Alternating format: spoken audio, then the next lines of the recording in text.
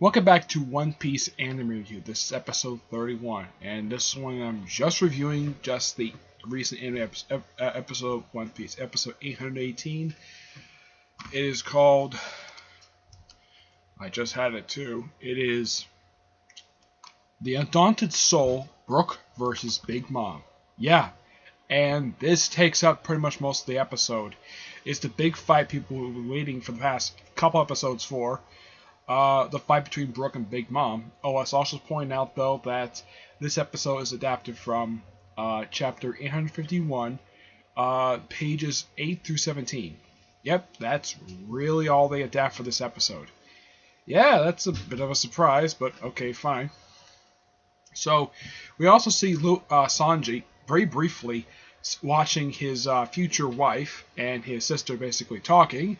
And he found out about all the plan that Big Mom has for Germa 66. Basically, she plans to kill them all, kill the main family, and take all the technology and the clone soldiers. And she does something that she does in the manga, where she rewrites Ranju's memories, basically because she has a memory. She sticks her hand literally inside her head. It looks like some kind of goo, and pulls out a film outside of her head, basically editing her memories. Yeah, this is something she does do in the manga as well. And of course, Sanji is sort of heartbroken, and of course, Ranju's taking medical care, and that's relieved for that. Brook basically fights Big Mom for a good half of the episode, basically where they fight in the treasure room. And you also get a chance to something you don't get a chance to get this point. You see it's a little bit later. Napoleon, that's the name of Big Mom's hat that she wears. Apparently, it has a sword form, and it sliced up Brook's face. It has a cut across his face. But if he can get some milk, he can basically heal up his bones really quickly.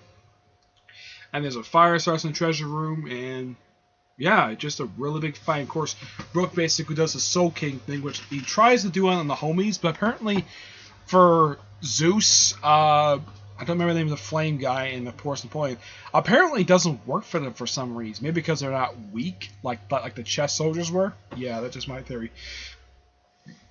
But yeah, that was a really good part of it. And of course, and the candle guy who would keep an eye on Luffy and Nami for the past several episodes. Finally, he gets up out of his chair, trying to get Lola's location, and then all of a sudden, of course, Luffy's trying to rip his arms off, and then all of a sudden, completely out of nowhere, like a door opens, and it's a fish man wearing a Komodo. Who is this fish man? Jinbei! First time in what seems like almost 20 episodes since I've seen this guy. It had been a while since I've seen him in the series, and I'm so happy to see him because I know he currently appears in the current recent chapter, but I kind of forgot that he appeared at this point. But I'm so happy to see the guy, and he's personally one of my favorite characters. And he just does one of his fishman karate thing. He just lays him out, basically one big punch right to the guy's gut, and knocks him out. He's like, Luffy's like, "What are you doing here?" He says, we'll talk later. Would you guys like to get out of here? And they're both like, yes. Of course, next week's episode, they actually get out of the prison book, which is going to be so interesting. And of course, also we get a chance to learn about, basically about what happened with Sanji's mom. That's going to be revealed in next week's episode, which is Sora's wish, Germa's failure, Sanji. Sora is basically Sanji's mother. Yeah. Basically, that's who it is. So overall, very good episode, and it finally feels like that the plot is moving forward for the series, because it kind of felt like it was kind of basically at certain spots, with the exception of Pager versus Baron Tamango, it kind of felt like it was really slowing down. But now it feels like the plot is moving forward, definitely. But I think starting with next week's episode, it's going to be adapting from chapter 852. My personal guess is it'll probably just adapt, and this is just my theory, probably pages 2 through 11. That's my personal theory anyways. But as far as I can tell for chapter 811, yeah, they're finished adapting this thing. I'm a little surprised they only adapted just the 10 pages of this and decided not to also adapt, um, excuse me, the like a few pages from the next chapter. That's Well, there is a reason why they couldn't just adapt pages from the next chapter as well, along with the chapters they adapt from the current chapter of the episode. Because they actually expanded, so the fight between Big Mom and Brook is actually longer in the anime than it is in the manga. I think in the manga it takes up like this point, I think it takes up just a few pages. This one takes up a good like 10 minutes.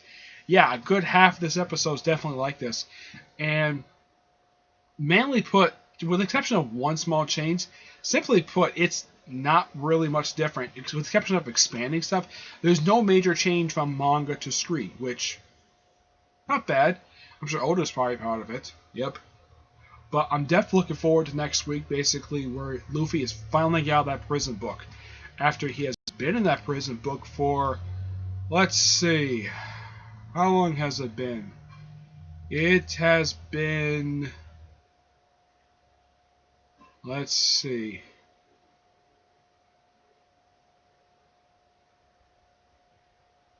Well, also, Carrot and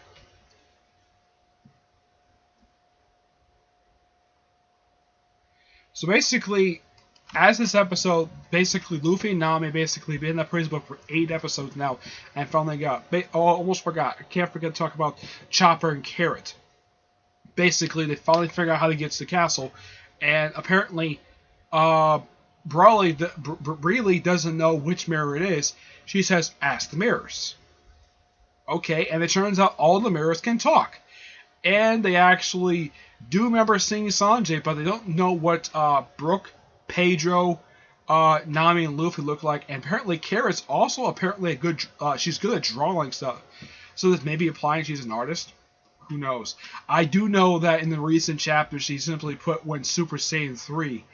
But not only at this point we're talking about the next chapter of the manga would be chapter 889, but it didn't come out this week. So once again, we have a 1-week break, basically, in the manga. So we'll have next chapter come out this week. My personal guess is to come out Thursday, which is 4 days from now. So it'll probably come out the 21st this month, which is also the first day of winter. Yep, first day of winter is also the 21st this month. So yeah, there's that. But great episode. And I love the ending of this episode because it's really great to see Jinbei again. I know in the most recent chapters, he hasn't really all done that much. I mean, he's officially joined Luffy's crew. I'll be very happy if Carrot decided to stay on as well permanently as part of the crew after the whole Wano Country arc. I would also like to see that chef that basically only appeared for like a couple episodes. I like to see her appear a little bit more because she seems pretty interesting, even though we don't know much about her. But it'd be interesting to have an extra pair of hands for Sanji, so he's not doing the cooking by himself. Especially now, he's probably cooking for a crew of probably about, well, overall including him, probably about 11, maybe close to a dozen people. So he's probably gonna need some help. Even though he could probably do it by himself, I'm sure he could probably use a little bit of help. But who knows? Also, the eye catcher for this episode, the first was on Brook, which actually happened during his fight with Big Mom, and that is basically when the eye catcher basically came on. The other one was for Nami. Yep. And as a matter of fact, when they show us eye catcher, it says, "We'll be right back." I'm like, wow. Yeah, on occasion they would do this, basically, where the music basically that's going on in the episode would occasionally go into like the first eye catcher before they go to the commercial break.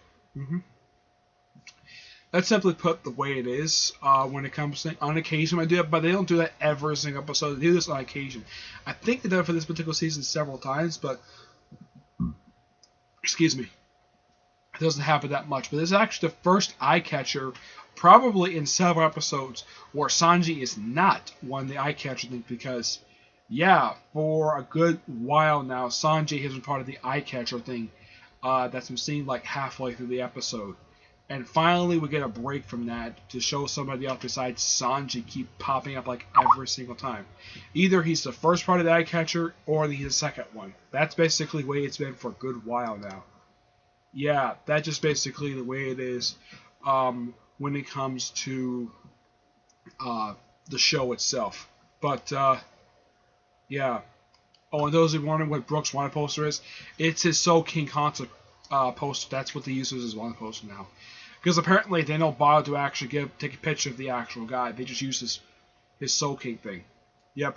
Of course, also Brook loses his hat during a fight with Big Mom, and his clothes get tattered. Yeah. But who knows? The fight didn't end here. It looked like it's still going to go on, maybe for the next couple episodes. But basically, I think the fight might be put on hold for a couple episodes. Probably because next week's episode is just going to be what happened to Sanji's mom. That's simply what next week's episode is. Okay? So that's it for this episode. Stay tuned next week for episode 32. We'll talk about episode 819. Sora's Wish, Germana's Failure, Sanji. Yep. I'll see you all in next week's episode. Bye.